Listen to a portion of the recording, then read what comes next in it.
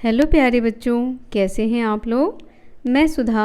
आज के इस वीडियो में हम क्लास 6 के हिंदी पाठ्य पुस्तक किसलय भाग 1 का तीसरा अध्याय पढ़ने वाले हैं, जिसमें आर.सी. प्रसाद सिंह जी द्वारा लिखित एक कविता दिया गया है जिसका नाम है चिड़िया। तो आज हम इस कविता को पढ़ेंगे। चलिए इस कविता को पढ़ते हैं। कविता है, पीपल की ऊंची डाली पर बैठी चिड़िया गाती है, तुम्हें ज्ञात अपनी बोली में क्या संदेश सुनाती है। तो यहाँ कवि क्या कह रहे हैं कि चिड़िया पीपल की ऊंची डाली पर बैठ करके मीठे मीठे गीत हमें सुनाती है और कहते हैं कि क्या तुम्हें ज्ञात है। ज्ञात होना यानी कि पता होना। क्या तुम्हें ज्ञात है वह अपनी मीठी बोली में हमें क्या संदेश सुनाती है। यानी वह प्यारी सी चिड़िया हमें क्या बतलाना चाहती है, क्या कहना चाहती है। चिड़िया बैठी प्रेम प्रीति की रीति हमें सिखलाती है, वह जग के बंदी मानव को मुक्ति मंत्र बतलाती है। तो बच्चों यहाँ कवि क्या कह रहे हैं कि वह नन्ही सी प्यारी चिड़िया जो पीपल की ऊंची डाली पर बैठ करके गा रही है, वह हमें प्रेम प्रीति की यानी आपस में मिलजुल कर रहना सिखलाती है, वह जग के बंदी मानव को मुक्ति मंत्र बतलाती है। जिस प्रकार वह अपना स्वतंत्र जीवन जीती है, वह यही कहती है कि हर मनुष्य को स्वतंत्र जीवन जीना चाहिए और उसी की तरह स्वच्छंद विचारों वाला होना चाहिए। वन में जितने पंछी हैं, खंजन कपोत चातक कोकिल काक हंस सूक आदि वास करते सब आपस में हिलमिल।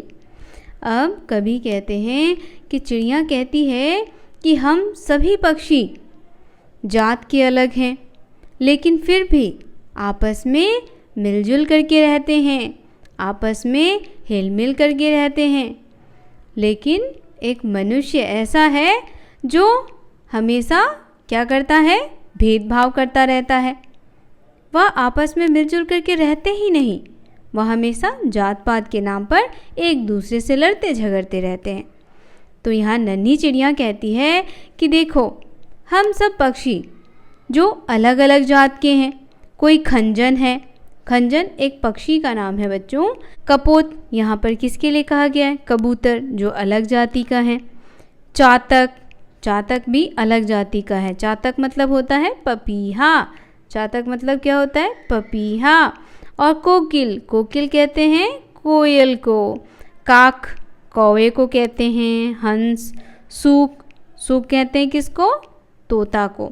सूक किसको कहते हैं बच्चों, तोता को कहते हैं। तो यहाँ जो नन्ही पक्षी है वह कहती है कि हम सभी पक्षियाँ जो अलग अलग जात के हैं, हम सभी आपस में इस जंगल में मिलजुल करके रहते हैं, बड़े प्रेम से रहते हैं, हिल मिल करके। और ये मनुष्य जो हमसे ज़्यादा समझदार हैं, फिर भी वो आपस में लड़ते झगड़ते रहते हैं। तो यहाँ कवि जो हैं वह इस पक्षी के माध्यम से कहना चाहते हैं कि जिस प्रकार एक जंगल में ये पक्षियाँ आपस में मिलजुल करके रहती हैं, उसी प्रकार मनुष्य को भी आपस में हिल मिल करके रहना चाहिए। सब मिलजुल कर रहते हैं, सब मिलजुल कर खाते हैं, आसमान ही उनका घर है जहाँ चाहते जाते हैं। अब क्या कह रहे हैं, कहते हैं कि पक्षी कह रही है कि सब मिलजुल करके रहते हैं, यानी सभी पक्षियाँ आपस में प्रेम भाव के साथ रहती हैं और मिलजुल करके खाना खाते हैं, यानी जो भी उनके पास होता है वह आपस में मिल बांट करके खाती हैं। आसमान ही उनका घर है जहाँ चाहते जाते हैं। उनका घर यह स्वच्छंद आसमान है, जहाँ मन करता है वो वहाँ घूमते हैं। उनके लिए कोई रुकावट नहीं है, कोई भेदभाव नहीं है, कोई रोक टोक नहीं है।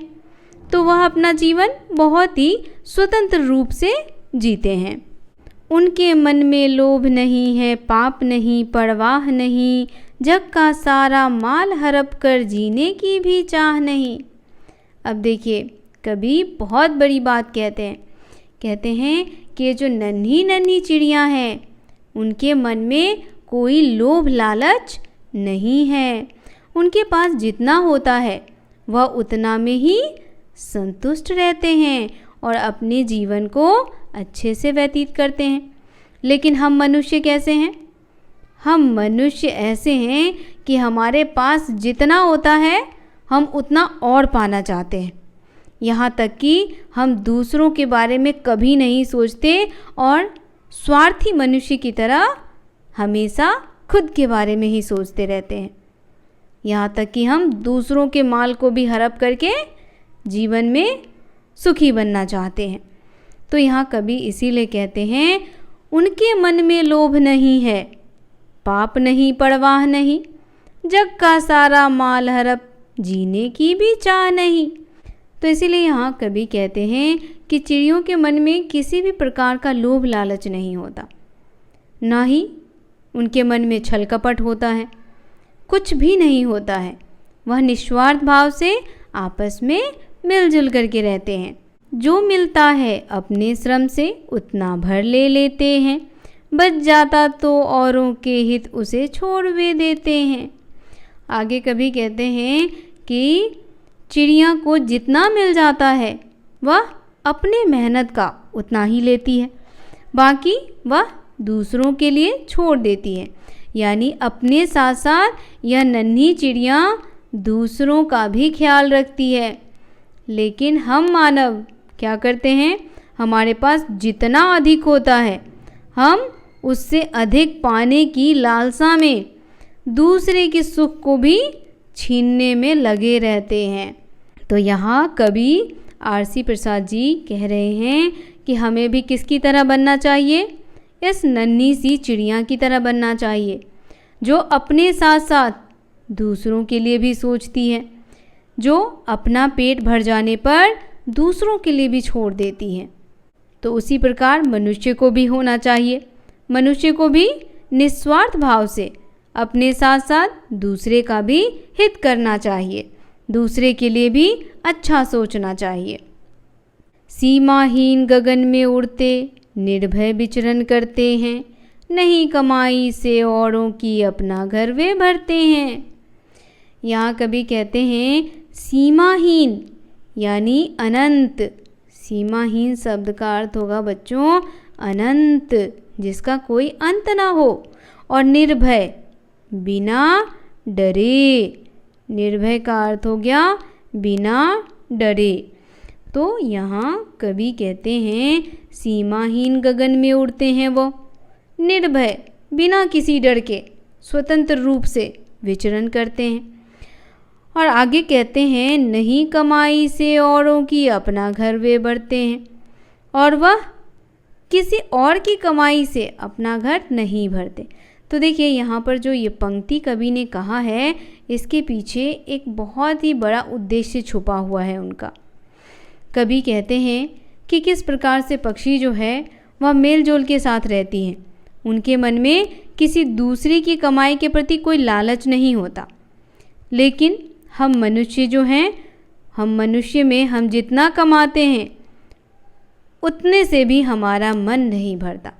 हम अपनी कमाई के साथ साथ दूसरों की कमाई पर भी नज़र गड़ाए रखते हैं। हमारे मन में जो लालच है वह कम होता ही नहीं।